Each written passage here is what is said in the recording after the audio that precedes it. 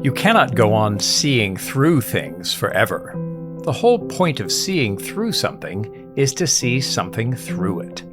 It is good that the window should be transparent, because the street or the garden beyond it is opaque. How if you saw through the garden too? It is no use trying to see through first principles. If you see through everything, then everything is transparent. But a wholly transparent world is an invisible world. To see through all things is the same as not to see. Abolition of Man, Chapter 3. This is Pints with Jack, Season 9, Episode 22, The Abolition of Man Retrospective, After Hours with Dr. Michael Ward. Have you been looking everywhere, searching for a place where you belong? Away from the masses, among clinking glasses, where the hearth fire is on. Let the laughter welcome you in, that eagle and child din. There's room at this table to take a seat and tuck right in. Pints with Jack. Pints with Jack.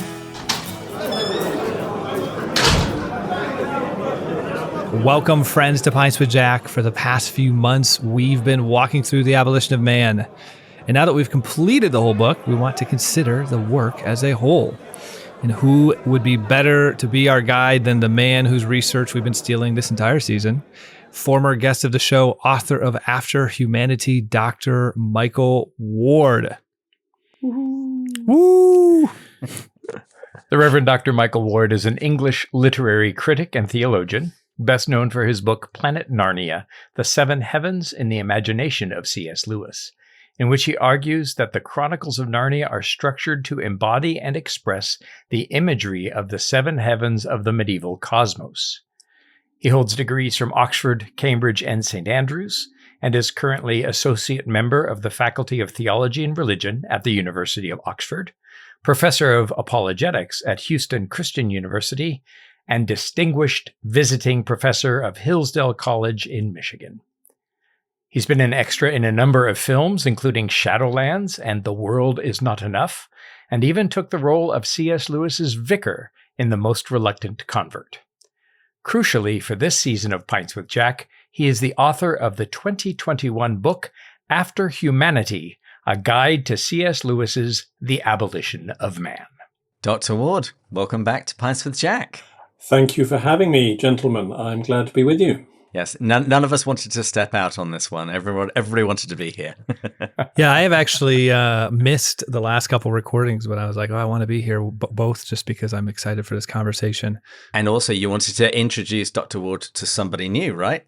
That's exactly right. Sienna Marie is officially here. Yay. She was born a week ago. We're recording this February 13th, so I've been partially on recent episodes with listeners because of, as you can imagine, the first days are tiring. Here we have a practical example of someone countering the abolition of man. You are engaging in the propagation of man. Excellent. Absolutely. That is exactly right. You.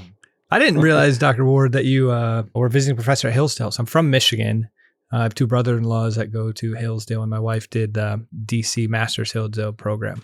So love Hillsdale. Yes, I've been going there since 2001. 25 years now. Wow. Oh, my goodness. It was just in the last 3 or 4 years that they made me a visiting professor. So I now teach a short course there every semester. That's amazing. Great college. Great college. Yeah, fantastic. Well, tell us, Michael, what have you been up to since you were last with us on Pints with Jack? Well, remind me when I was last on the show. I can't actually recall the date. I think it was when After Humanity came out. Oh, right. So that was 2021, I believe, 5 years ago. Mm-hmm. And yeah, well, since then, what have I been doing? I suppose one of the more relevant things to today's conversation is that I contributed a chapter to a book called Life on the Silent Planet, Essays on Christian Living from C.S. Lewis's Ransom Trilogy. Let me hold up a copy for those who are watching. Here it is. a book of 12 essays edited by Rhys Laverty and published by the Davenant Press. Maybe you've talked about that on Pints with Jack. If you have, I apologise. No, that's totally fine. Yeah, we had Rhys on the show to talk about it. Glad to endorse that book. It's a great collection. Thank you. Yes, it's 12 essays, 3 on Out of the Silent Planet, 3 on Perelandra, and 6 on That Hideous Strength. And I contributed one of the 6 on That Hideous Strength. And I'm rather glad, Andrew, that you started out with that quotation from The Abolition of Man about seeing through things, and a wholly transparent world is an invisible world. Because as I was writing my essay on That Hideous Strength, I noticed for the first time, actually, that there is a precise sort of echo of that very phrase, an invisible world, in That Hideous Strength. Because you remember how the fellows of Bracton College look out onto Bragdon Wood through the Henrietta Maria window. And gradually, first of all, the window is shattered, it's boarded up, then piles of earth and muck are thrown up against the wall of the college. So the fellows of Bracton can no longer actually see into this beautiful wood. So I finished my essay with that quotation, that the beautiful natural haven, where the narrator had once enjoyed the sound of running water and the cooing of wood pigeons, is transformed so that all that can be heard is clangings, thuddings, hootings, shouts, curses, and metallic screams in an invisible world. And I think there you have the fictional counterpart to the philosophical point that Lewis ends The Abolition of Man with. Here he's dramatizing it, because the wood, Bragdon Wood, in Lewis's imagination, I believe, is his image of marriage, of matrimony, which the whole trilogy is about.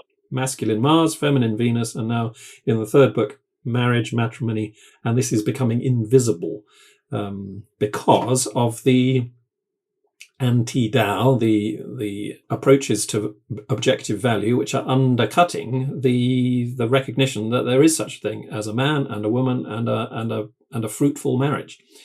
I was rather staggered as I noticed this, because I've been reading That Hideous Strength all my life, and I finally noticed a precise verbal equivalence between the two texts, which shows you yet again how the two books are so interdependent. We're going to have so much fun next season when we go through That Hideous Strength. I'm really looking forward to it.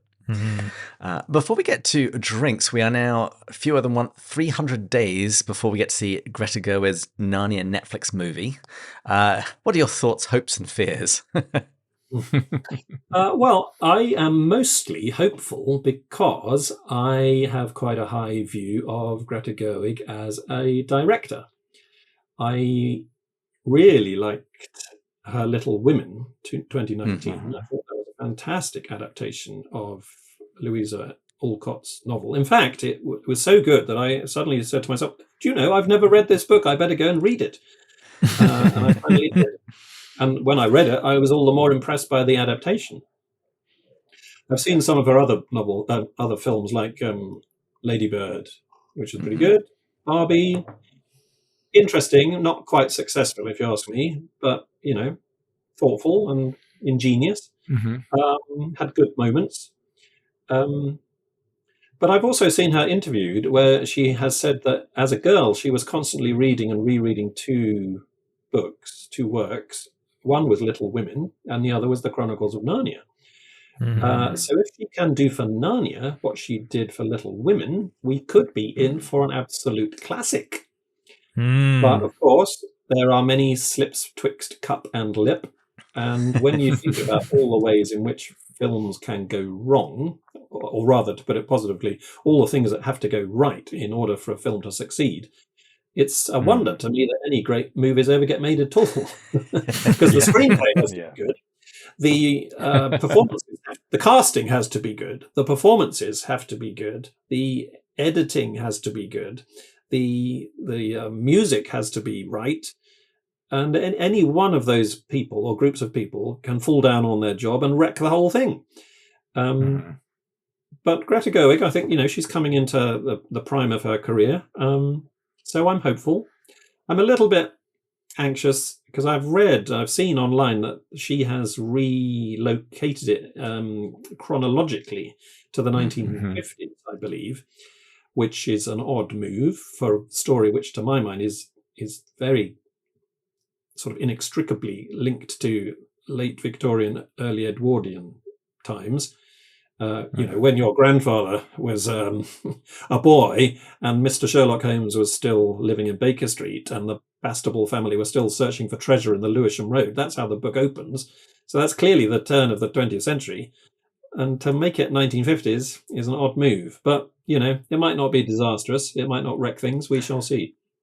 Do you think that might be her setting up a present day Lion, the Witch, and the Wardrobe? Because the time frame is about the same.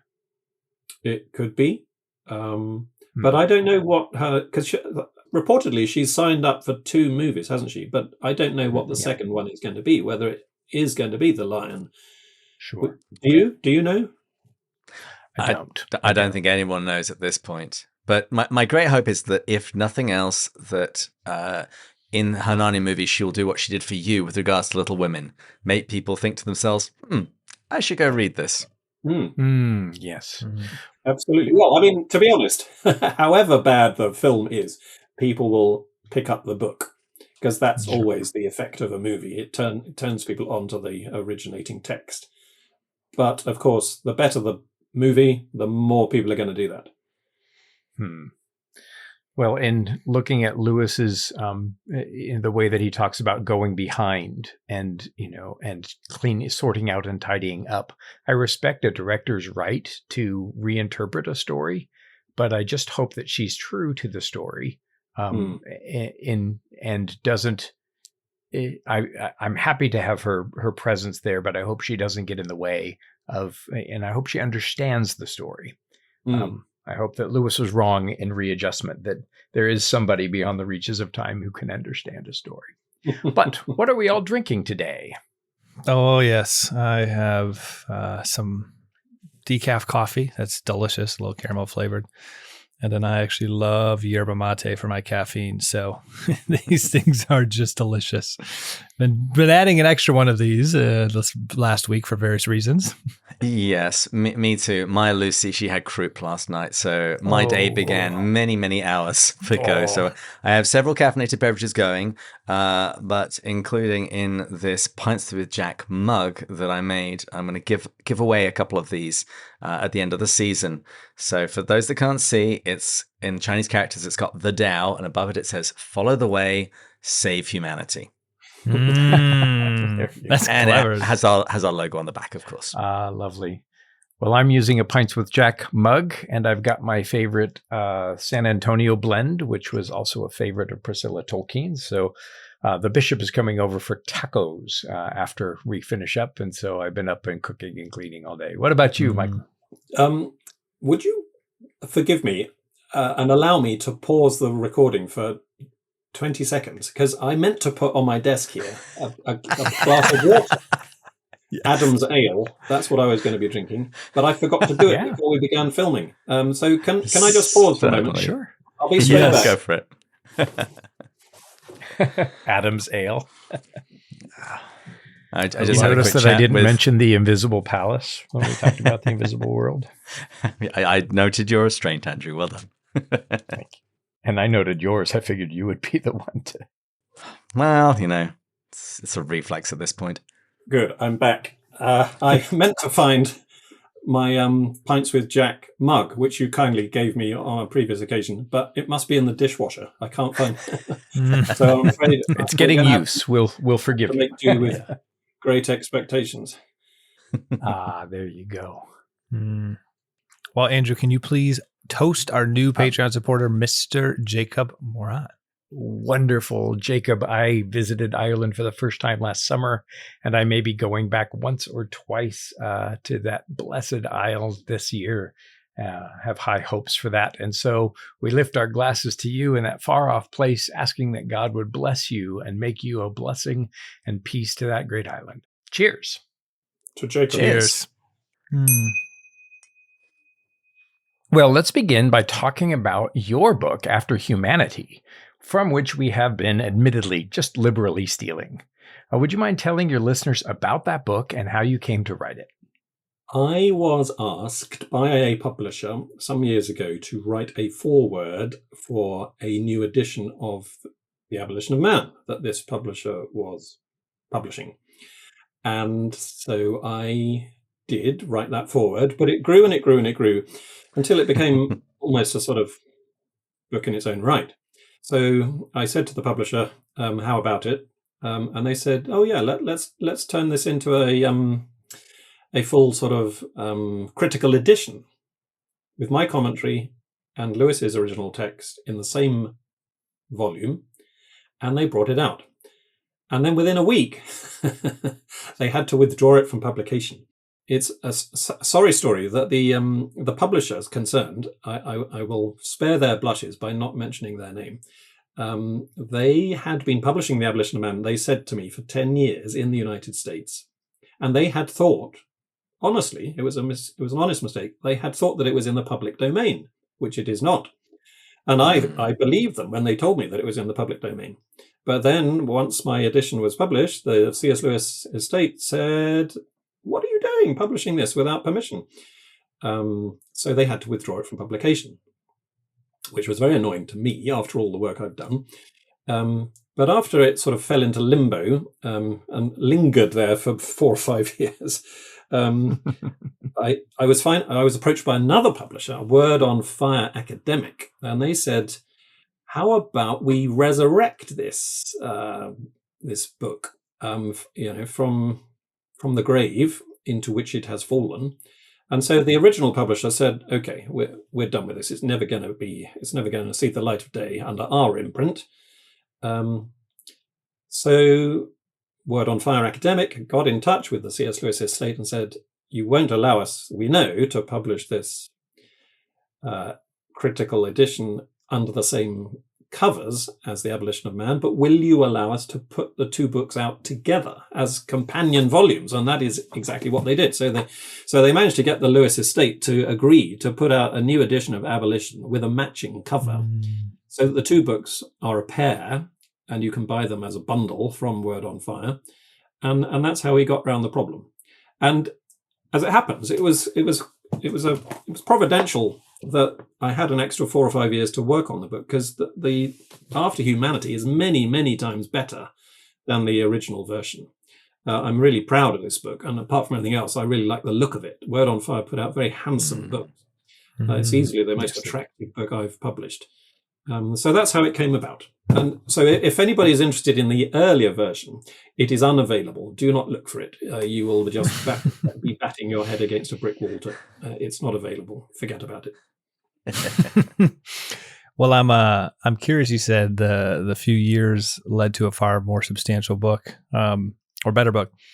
If you had a few more years, so since you wrote that, it's been 4 or 5 years, would you do something different or added to it from a second edition perspective, especially as things have shifted pretty dramatically in the world? Well, there is so much that could have been added, even for the first edition, that I thought about including but didn't, because I wanted to keep the thing within bounds. And I'm not really a philosopher. I'm a literary critic with theological interests.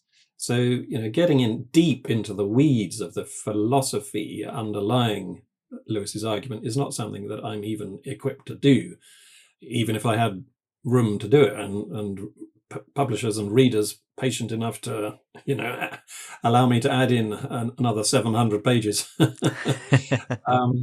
So I'm not sure that I would change it very much. There are two things only that I would change. One is I think I really ought to have said more about Plato. I think is a definite lacuna that ought to have been corrected. And there is one error of fact in the first printing of After Humanity, which has been corrected for subsequent printings. And that is, I'm very, very annoyingly and stupidly, I misidentified Paddy Moore in the photograph, figure 2 on page 121. I've got this photograph of Lewis in uniform alongside some of his other comrades in the Officers' Training Corps at Oxford. And for complicated reasons, which I won't bore you with, I I identified the wrong man in the first printing. But as soon as I discovered this, which I discovered actually on the day of publication, I got in touch with Word on Fire Academic, and they have adjusted the caption so that subsequent printings get it correct. It was interesting. I did a complete mea culpa as soon as I realized this mistake, which a reader kindly pointed out to me on the day of publication. Doesn't Lewis talk about that? Sorry, I immediately emailed the 70 top Lewis scholars and readers and aficionados around the world that I knew, so as to make a clean breast of it immediately. And interestingly, rather touchingly, of the responses I got, one came from, of all people, Rowan Williams, the former Archbishop of Canterbury. And I don't particularly know Rowan very well, but he kindly wrote back to me and said, "Isn't that the way? As soon as the book has gone to print and you have it in your hands, you open it to a random page and you see an error of fact." So I was glad to see that I'm not the only one who has this happen to them. Yeah, I remember getting that email. Well, as we've now read through Abolition, we want to consider the book as a whole. And as we've been going through, as we've completed each chapter, I've interviewed a guest and we've gone back through that particular chapter. In the conclusion of your book, you discuss abolition as a whole under the 4 broad headings, which are going to test the pop filter on my microphone. They are prophecy, poetry, participation, and power. So would you mind unpacking those a little bit for us? Well, yes, I wanted to say something in summary about the whole book as I got to the end of my guide. As I say, I'm more of a literary critic than a philosopher. So I wanted to focus not so much on the content and the substance of Lewis's argument as on the manner of its presentation. And so it occurred to me that, well, first of all, that what is the genre of the Abolition of Man? Yes, it's philosophy, but it's often described as prophetic. And not just by Christians either, but by, among other people, the atheist philosopher John Gray, who's a prominent figure in the UK, and he put out a BBC radio broadcast about the Abolition of Man a few years ago, in which he said that abolition is a highly prophetic work, as prescient now as when it first came out, if not more so. And that just goes to show, by the way, that the Abolition of Man's argument does not depend upon either Christian commitments or theistic commitments. You can be an atheist, as John Gray is, and still find it very compelling, because its arguments rest on philosophical foundations, not theological ones. And Lewis described it in that way. He said abolition is a work of ethics, not theology. But anyway, so the point is that people like John Gray and many others have described the work as prophetic. So, what is a work of prophecy? And I remember as a child going to Sunday school and people saying a prophet is someone who both foretells and tells forth. So a prophecy is not just a prediction of what is going to happen in the future, though it may include that. A prophet is really a truth teller who speaks the truth to his own generation as well as to subsequent generations. And we describe as prophetic works which have that longevity, which speak to subsequent generations. And then you think, oh yeah, this thinker really saw the truth of a situation because what he has described is not only true in his own time, but is continuing to be true and maybe more increasingly true as time elapses. No, my son just barged in wearing my Pints for Jack t-shirt. Wanted to show me. Please continue. And another thing about the prophetic nature of the book is that it is rather bleak. It's rather dystopian. Arend Smilder, the Dutch Lewis scholar, was helpful to me in this regard. He said, you should really think of the Abolition of Man as a reductio ad absurdum. This is where things will lead if we continue in a subjectivist manner of thinking. Lewis is not in this book, actually arguing ways to avoid this destination. He is saying this will be our destination. We will abolish our humanity if we continue in a subjectivist direction. And that's why it ends on that very downbeat note that Andrew quoted, that, to see through all things is the same as not to see. We're engaged in a kind of self-blinding exercise. And so Lewis is just content to point out that bad future that awaits us. He's not so much concerned with finding ways out of the problem. So those are some of the ways in which it is a prophetic work. And what about poetry? Because when I read The Abolition of Man, it's not immediately what springs to mind. No, and of course I try to define what I mean by poetry. That a poem is literally something that is made. That the Greek word poiema is underlying my use of the term here with regard to this work of prose. Obviously, it's not in verse. It's not poetry in that sense, but it is poetry in the sense that it is something made, and made with great rhetorical skill. It's also poetry in the sense that, in the words of W.B. Yeats, the great Irish poet whom Lewis met on at least one occasion, Yeats said, "We make out of the quarrel with others rhetoric, but out of the quarrel with ourselves poetry." And so I think that if you look at The Abolition of Man as the fruit of Lewis's quarrel with himself about objective value, and the fact that he resolved that quarrel by coming out on the side of objective value rather than subjectivism, you can see that one of the reasons why The Abolition of Man is such a great work of art, that it springs from a deep place in Lewis's own maturation and own intellectual development, that he struggled with these issues in his teens and his 20s especially, and as a result produced a really stonking great work of literature. It's poetry in that sense. So it's not just polemic. It's not just Lewis attacking other people. No, he's really attacking his own earlier self, his younger self. You used to think like this, and now you don't. And here are the reasons why you managed to escape the trap of subjectivism. I mean, of course, it's not couched explicitly in those terms, but I think it is the fruit of that process. So it's poetic in that sense too. And then finally, I drew up a list of some of the more striking images, denoting very solid and sensible things, or at any rate imaginable things, because this is one of the great strengths of abolition, that it's not conducted in abstract terminology. There are very few words ending in ism and ology. But I drew up this list of things.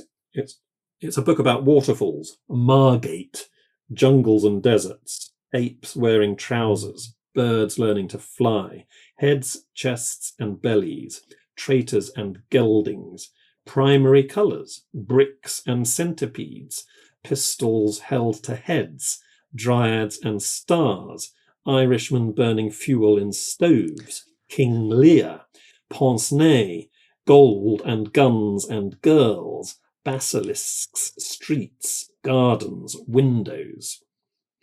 So there's a great deal of, poetic imagery in this book, which you can sink your teeth into. It's concrete. It's ready to hand. You can take the argument and apply it to the world more easily because you see it connecting to these things. And that, again, is testimony to Lewis's poetic skill, I think. And the next P is participation. And I've actually just been recording Charles Williams Month, so that word has an awful lot of associations for me at the moment. What do you mean by participation with regards to abolition? Yes, participation. I mean, it's important to remember that Lewis's argument is not just theoretical, it's practical. And indeed, I think we're going to get on to discussing his definition of practical reason. So he's not just laying out a set of ideas, a clever academic, cerebral philosophy. He's talking about the moral life as we live it or fail to live it. And so he's wanting to get us engaged. He's wanting to make us participate in this Tao, in this way. and the way is only a way when you go along the way. Mhm. You can't think your way into moral behavior. You have to behave morally.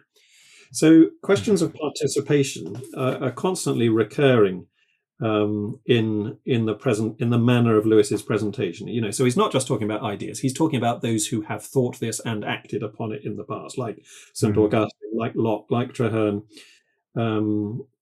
Then, in addition to great names, Lewis talks about groups more generally who have exemplified this participatory spirit. So Roman fathers raising their son to be patriotic, card players knowing not to cheat at cards, a poet working in the spirit of his native language, etc., etc., etc. And he even brings himself onto the page at times, talking about how he himself values or does not value certain things, which objectively demand a certain response. So that's what I mean by participation. And again, this I think is one of the reasons why the book has been so long-lived and so influential, that he draws us into the drama of the situation. There's an existential heft to the presentation. Before we get to power, I was struck by what you said about participation, and I've been remarking all season how much this book reminds me of Mere Christianity, and as you said, kind of him describing his own intellectual journey, which then in the second half of Mere Christianity turns into practical, behavior and moral behavior. And I thought one ought to fly one's flag. He goes to church and chapel as soon as he believes, even before he's a Christian.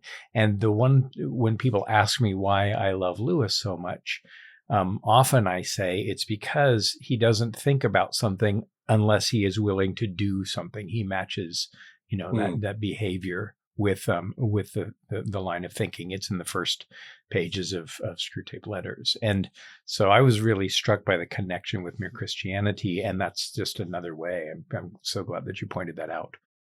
Although he's, willing to hold forth on, ethical demands, he tries generally, and I think mostly succeeds, in avoiding telling people to do things that he's not tempted to try to commit. So, he says, ever since I was a soldier on the front lines of the trenches in the First World War, I have resented receiving orders from generals who at headquarters, safe beyond the line, send men to their deaths.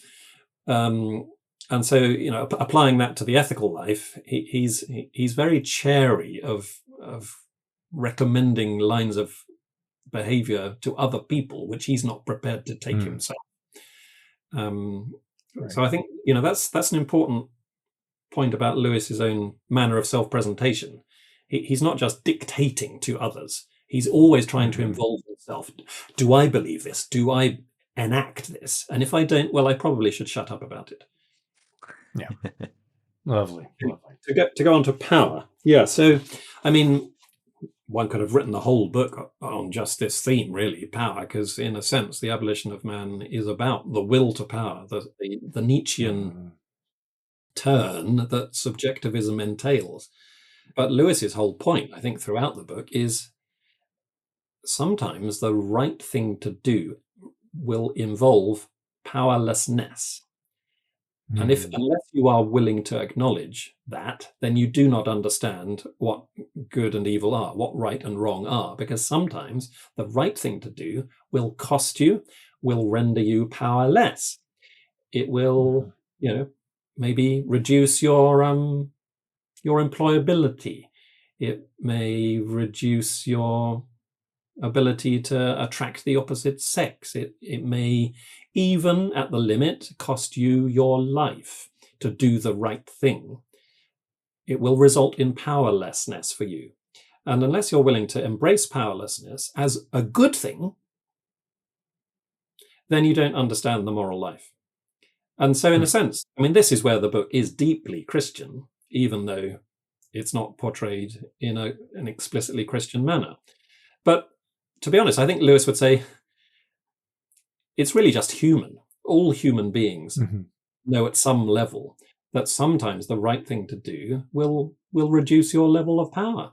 and you have to be content with that trade-off. And so, hence the constant recourse to dulce et decorum est pro patria mori. It's sweet and fitting to die for your country. Well, why would it be sweet and fitting to die? It would be sweet and fitting to die because in this case, in this particular circumstance that Lewis is presenting, to survive would be to dishonor yourself. And it's better to die well than to live badly, to live with dishonor. And that's what the ancient Roman Horace recognized with his dulce et decorum est. It's what Jesus himself also teaches and exemplifies for the whole of humanity par excellence. And it's what everybody, actually, every good person in the world up to this moment, when they do something because it's right and because it's good, even though it costs them, they're living into this principle. They're saying, oh yeah, it might be inconvenient for me to tell the truth at work, and I might actually be not promoted, or I might be sacked. I might have to pay a price. My power will be reduced, but I'm going to tell the truth anyway. Damn the consequences. And that's exactly the same principle. That shows that that person is human, because they are not just living the law of the jungle, which is red in tooth and claw, and power is the only value. Survival is the only value. Well, no, that's not how humans live. And all humans have recognized that because we have a conscience, a God-given conscience. Even if our conscience doesn't lead us literally and explicitly to worship God, let alone the Christian God, we have what Newman calls in our conscience the aboriginal vicar of Christ in the soul. This ability to distinguish between good and evil, right and wrong, that is a testimony to the Logos, which is living in us because we are its creatures, whether we're Christians or not. So good. Well, we have a few questions which have come up in our discussions, and some of which were submitted by our listeners, and we hope you might be able to field a couple of those. So no pressure. But we did have a question about the motivation of the Green Book. And one listener asks, in your research for After Humanity, did you come across anything which could answer the question about the motives behind the Green Book? Were they consciously trying to teach philosophy? Did wartime propaganda make them disillusioned about truth claims? I think not. I mean, apart from anything else, if you just look at the publication date of the Green Book, it's 1939. So, the war, I mean, I'm not even sure which month in 1939, but the war broke out in September 39. So I doubt that wartime propaganda, at least not the Second World War time propaganda, can have had any role in their thinking. And in addition, remember, they had, although they were both Englishmen, they had emigrated to Australia. And so, Australia was, part of the British Empire, and so effectively was put on a wartime footing in September 1939, just like the United Kingdom was. But, they were the other side of the world. So to Australians, the war was a long way away. It wasn't affecting them quite so directly as it was Europeans. And I don't think they were consciously trying to teach philosophy. That is effectively, one of the things that Lewis says in the course of Abolition. He says, or maybe it's in a letter to Dorothy L. Sayers. Anyway, he's saying that these writers, King and Ketley, Gaius and Titius, they're not terribly bright people. Actually, they hardly know what they're doing, and they're not even very. Yeah, I mean, they're not even very good subjectivists. They don't live up to their own principles. Their subjectivist philosophy just sort of creeps in without them hardly being aware of it. And indeed, they undercut themselves elsewhere in their book by advancing values which seemingly they do regard as objective. So no, I don't think that the Green Book was a work of conscious philosophy. And I don't think actually that Lewis respected it at all seriously. And there's evidence to suggest that he didn't even finish reading it. Because if you look at his marginal notations in his copy of the book, which is at the Wade Centre at Wheaton College, he stops making notes after a number of pages. It looks like the last section of the book he didn't bother to read because he knew that it wasn't worth it. And also, I think it's worth adding that we shouldn't get too hung up on the Green Book, on the control of language, to give it its proper title. I regard the Green Book not so much as Lewis's target, as Lewis's foil, or rather even a springboard. He's bouncing off this into his larger argument about objective value. And it's just, here's a convenient little example in a work of a school textbook. And of course, everybody knows about school textbooks. We all had to sit under them when we were at school. So it's better to find this, relatively low hanging fruit rather than some, abstruse work of avowed subjectivism, that some serious philosophers put out.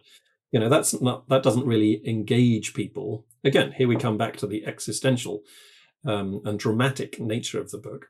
Better to talk about something like a textbook, which we've all experienced, and immediately to involve people's sympathy with these poor school children who are being exposed to a malicious philosophy, which they, the children, will not comprehend. They won't understand what's being done to them. And ironically, that the authors of the Green Book hardly understand that they are propounding. Yeah. You think of the Hamlet, the Prince of the Poem, and how Lewis talks about reading a work of criticism about Shakespeare will make one want to drop the criticism and go and read the original work. And I wonder if maybe this, like you said, was a springboard. He doesn't finish the book. He's like, oh, this is another example of a thing that I've been wanting to speak about and to kind of think against. And so, absolutely, yeah. Well, switching to the first chapter, in the concept of immunity, Lewis states that we can be immune to manipulation through adverts by being above or below the advertisements. And so we spent, as a group internally, kind of teasing this out a little bit. But admittedly, all of this is above my head because I'm the lay person here. And so if you were to describe this, what does it mean? What does it look like? Yeah, so he's talking about that bit in the Green Book where Gaius and Titius, King and Ketley, are basically dissing on advertisement, where they're sort of scorning very cynically this advertisement about the luxurious motor vessel that will take them where Drake of Devon sailed, and they'll have adventures and they'll bring home the treasures of the Indies and all the rest of it. And they say, well, this is not likely to happen, is it? And they say, they debunk it. Gaius and Titius are the two great debunkers.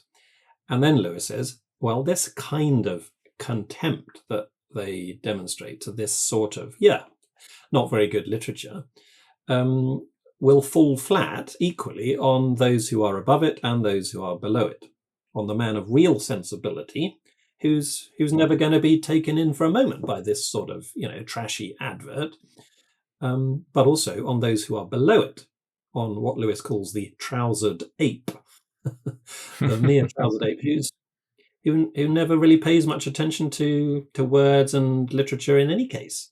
He hasn't risen to the level of being deceived by this, or hasn't risen to the level of paying attention to this kind of debunking. That's the point, I think. And then Lewis goes on to say, I'm now quoting from the Abolition of Man, there are two men to whom we offer in vain a false leading article on patriotism and honour. One is the coward, who doesn't know about patriotism and honour, and the other is the honourable and patriotic man, who's not going to pay much attention to a journalist in a leading article pumping up patriotic fervour. He's above that. He's too good for that. So that's all Lewis is talking about with the above and the below, I think.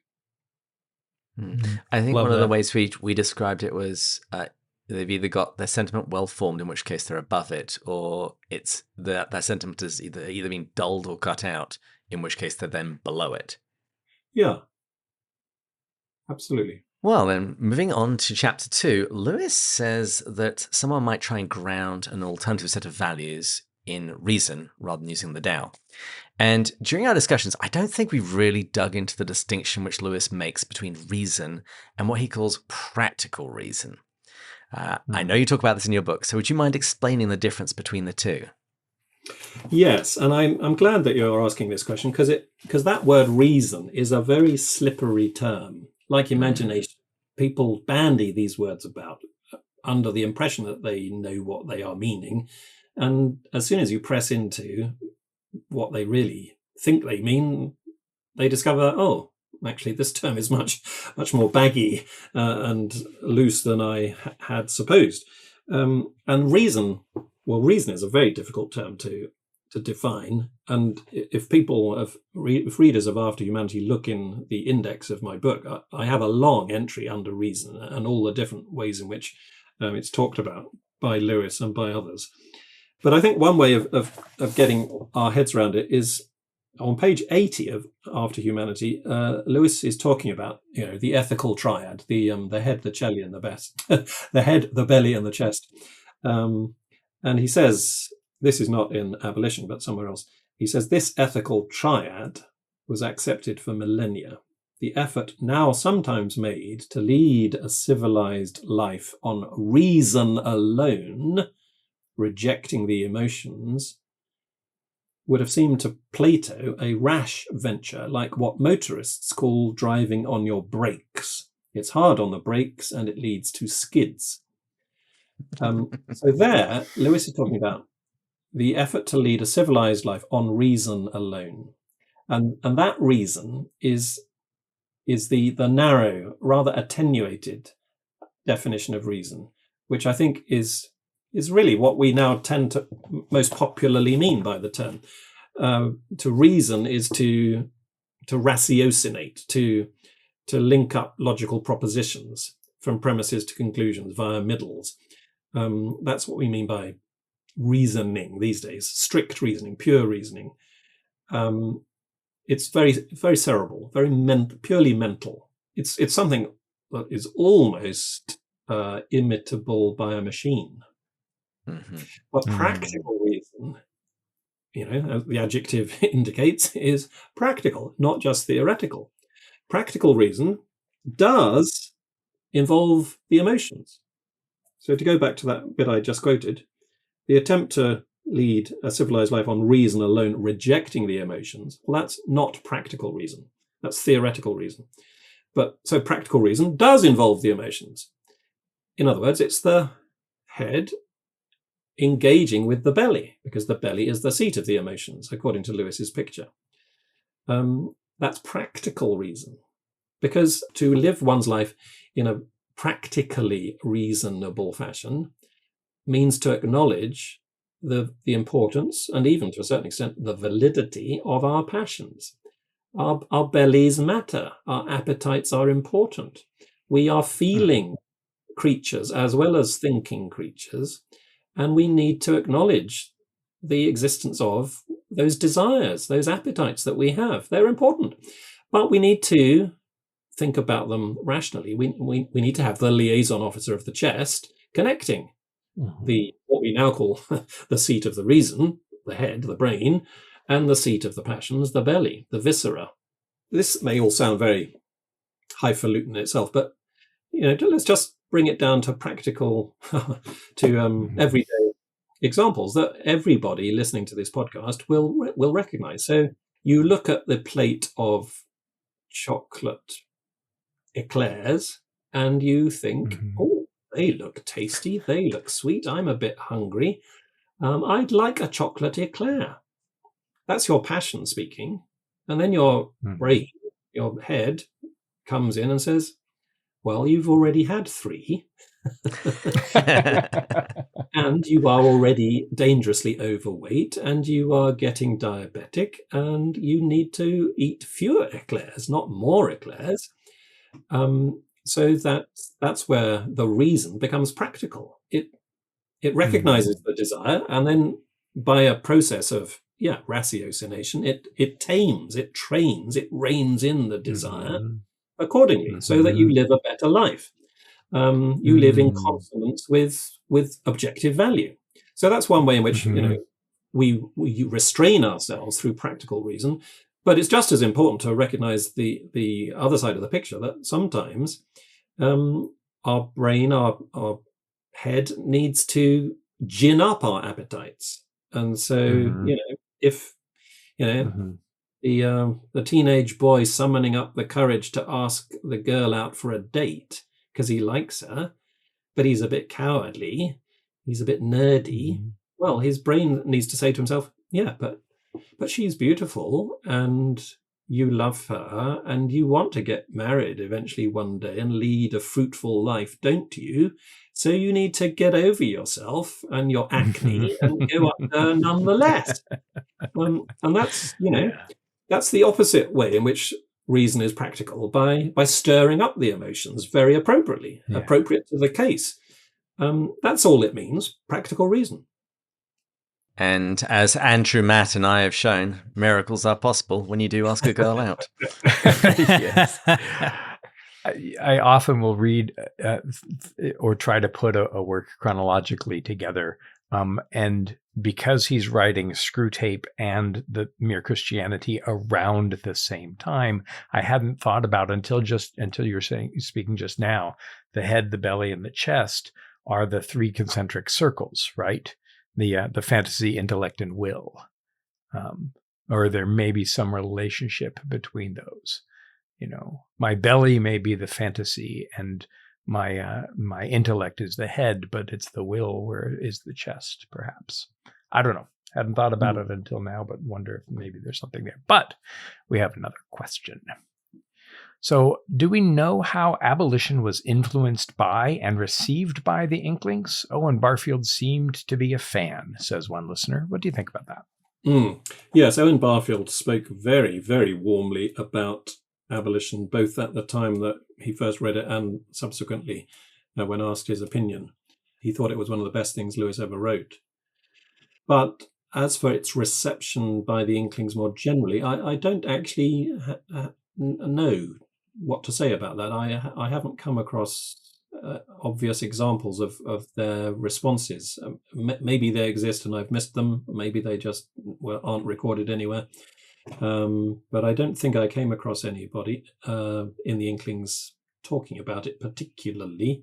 And I haven't actually gone back through After Humanity to check on what I said about the Inklings' responses. So I leave that up to viewers of this podcast to check on that. And as for the question as to how abolition was influenced by the Inklings, again, that's very difficult to tell. I mean, one can see, I think, pretty easily how a lot of the third chapter of Abolition, especially, where Lewis is railing against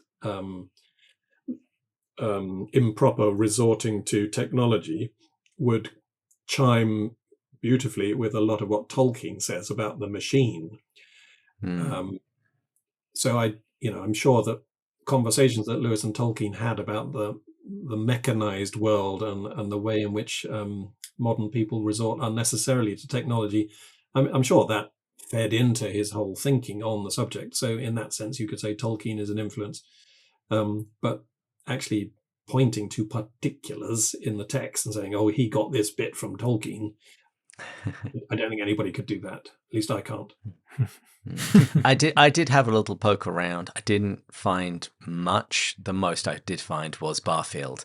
The Riddle of the Sphinx was an essay that he wrote that seems to draw on abolition quite a bit. But I also think that Barfield would have liked it just simply for the fact that Lewis name drops Rudolf Steiner in his essay. Yes, good point. It's about the only place in the whole of Lewis's output where he says anything, even half respectful, about Steiner. Right. Well, we, as hosts, have hinted at various points as we've been recording over the last kind of few months of how the abolition connects to his other works. And obviously, the most evident one is our next season's book, The Hideous of Strength. Would you mind talking about that as well as how it fits into his apologetics more broadly? Yeah. this is a thing that I sort of discovered as I wrote After Humanity. The more I explored this theme, the more I thought this is really the main, or could be described as the main frame of Lewis's thinking.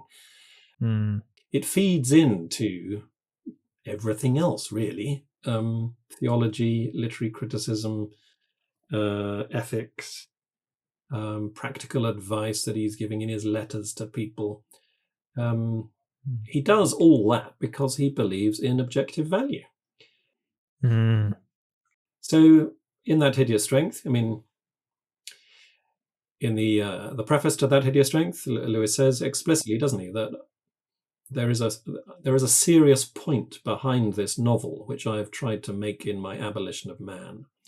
So he himself draws our attention to the similarity between the two books, and I've already talked about that point of connection with regard to the window, the Henrietta Maria window in the novel, and the window at the very end of Abolition, through which you see or do not see the garden and the street.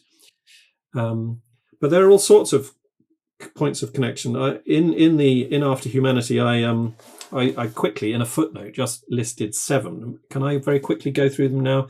Abolition describes men without chests. Hideous Strength features a decapitated head kept alive by artificial means. Abolition describes how bad literature can be debunked in a way that encourages wholesale cynicism about art. Hideous Strength features an objective room.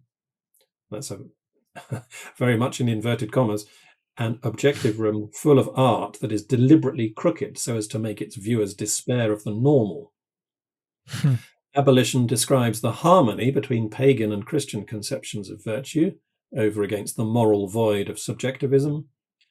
That Hideous Strength features Mark Studdock, whose mind possesses, and I quote, "not one rag of noble thought, either pagan or Christian." Abolition describes how death can be sweet and fitting.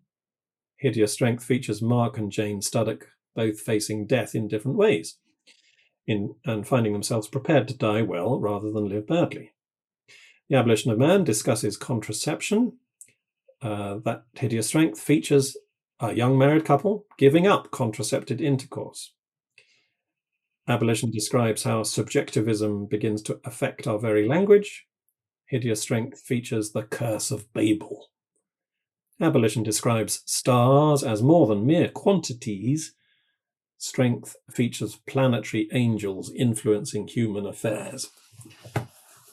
So that's just 7, plucked almost at random, 7 points of connection between Abolition and Strength. And there are many, many, many more. That's incredibly helpful. What about his corpus more broadly, say Narnia? I mean, for example, I quoted the line in The Voyage of the Dawn Treader about what a star is versus what a star is made of, as the reductive thinking that Lewis often criticizes science for. Yeah. Again, if I may point people to After Humanity, I have a section on this, ages 84 to 86, and I won't bore you with all the examples, but seeing as we're talking about the importance of textbooks and the young being introduced to the Tao in their early years, it's interesting how so often in the Narnia Chronicles, Lewis takes aim at bad schools. So in The Lion, the Witch and the Wardrobe, we're told about that horrid school where Edmund had begun to go wrong. In The Voyage of the Dawn Treader, we're told that Eustace had read only the wrong books. In The Silver Chair, there's the school experiment house where Jill and Eustace are both enrolled. And that's almost a case study in subjectivist ways of approaching the raising of the next generation. That you experiment upon them like rats. You don't raise them like your own offspring. You're not introducing them to that ethical inheritance which you and they both equally share. No. You're going to manipulate them. You're going to condition them to do things that suit you. because that's all that you believe can be done with regard to value in a subjectivist point of view. So, and there are many other examples in the Chronicles of Narnia where Lewis very subtly and very ingeniously and not at all heavy-handedly, if you ask me, weaves the importance of objective value into the story. And to go back to the earlier point about practical reason, you remember there's that very interesting little moment in The Lion, the Witch, and the Wardrobe when Aslan is breathing on the stone statues, and he breathes on the feet of the giant. And Lucy, I think it is a bit alarmed and says, "Is it safe? Will he be all right?" And Aslan replies, "Yeah, it's fine. Once the feet are set right, the rest of him will follow well enough." In other words, once you're walking in the way, to come back to the point about practical reason and participation, once there's way on the boat, then the boat can be directed. But you can't rotate the Queen Mary at dock. You have to be living into this belief in order to make it come alive. Well, do you have any closing thoughts about the Abolition of Man, or any projects that you're working on at the moment that you'd like to advertise? Well, closing thoughts. As I worked on this book, first of all, I began to think of it much more highly. I think it's a supremely brilliant work. And it's not without faults, and I try to bring out some of the weaknesses, especially in the third chapter, where I think Lewis's normal lucidity deserts him for a moment. But generally speaking, it's a brilliant work, and its high standing is justified. I became intrigued more and more as I worked on The Abolition of Man by the fact that Lewis opens the book with a waterfall. This passage from the Green Book about Coleridge at the waterfall. And I think waterfalls are an important image for Lewis. And I'm so glad that we have a waterfall on the cover of After Humanity, and indeed now on the cover of Abolition itself. Because I thought to myself, why a waterfall? Why? Because Lewis was a poet. He wanted to be a poet. His two first books were volumes of poetry. He was a true poet in the sense that he knew how to use language symbolically. He wasn't very successful with his verse, but nonetheless he had true poetic gifts. And so I scratched my head and thought, what is it about waterfalls that so appeals to him with reference to this argument? And I was put in mind of that other waterfall in Lewis's works, the notable waterfall in The Great Divorce, in the outskirts of heaven, where the visitors from the grey town, they approach it, and if they're not careful, they'll be cut to pieces by the spray of the waterfall, cutting them like bullets. It's so solid. So that's a testimony to its objectivity in The Great Divorce. But also, as they approach it, they realize it's not just a thundering great waterfall; it's sublime, and that connects to the whole question of Coleridge and the use of the sublime to the Romantics. But more than that, even as they approach it, they realize it's not just a cataract of water; it is an angel standing as if crucified, pouring himself down into the valley with loud joy. So that example and others which I've turned up, less obvious examples, indicate to me that Lewis thought that a waterfall was a beautiful image of precisely what I was talking about earlier with regard to powerlessness, that you give away your power. You pour yourself out for the good, for the other, in worship, in service, in love. And that is what it means to be human. You let go of yourself. Everything comes out like, the water from above gushing down to below. It doesn't necessarily see any immediate return on its investment to put it in economic terms. But eventually, because of the Trinitarian nature of reality, God the Father begets the Son, he gives himself fully to the Son, and the Son returns in worship and love, and the connection between them is the Holy Spirit, eternally proceeding from them both.